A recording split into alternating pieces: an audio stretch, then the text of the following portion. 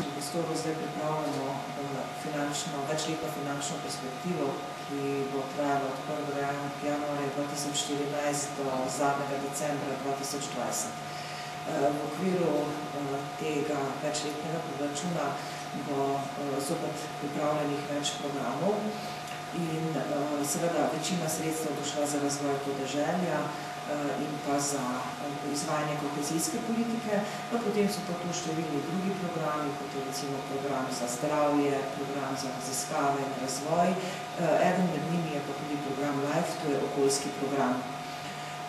Doslej je Evropska unija že imela program LIFE Plus, trenutno je LIFE Plus, ki se je izkazal za izredno uspešnega in je pač podpora projektom z področja okoljske politike.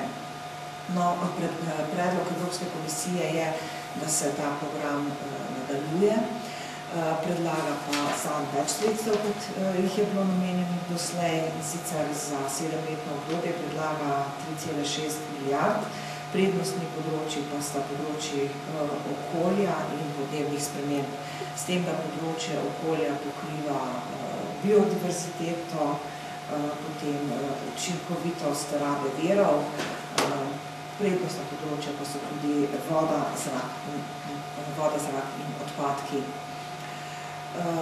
To, kar je novega v tem programu, je,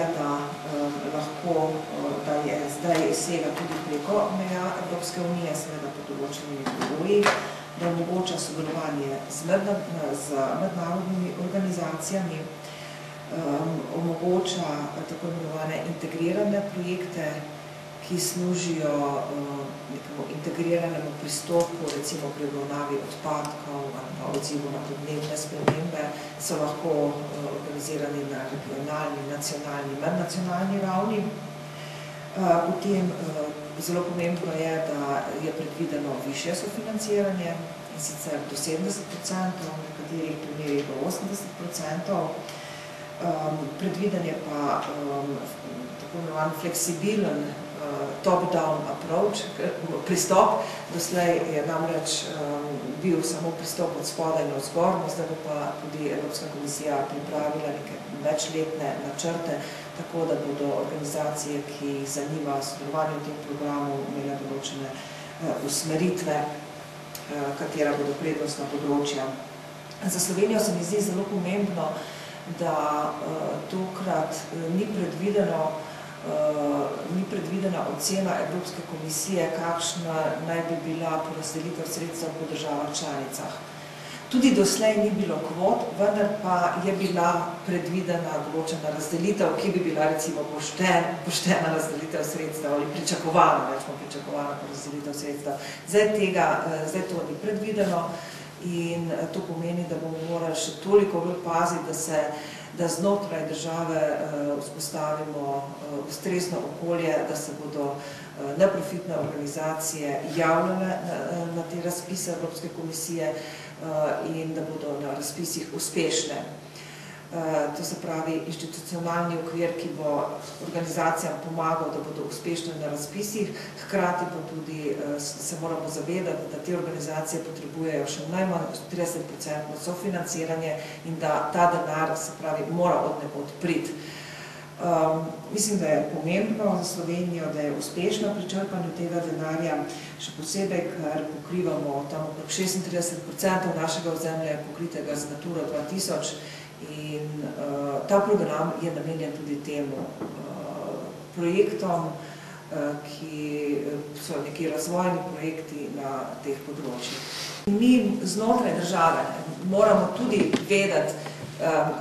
se moramo zavedati, kaj potrebujejo ti potencialni izvajalci projektov in ustvarjati ustrezno okolje za to. Se pravi, dati jim dovolj dobro administrativno pomoč in pa omogočiti sofinanciranje.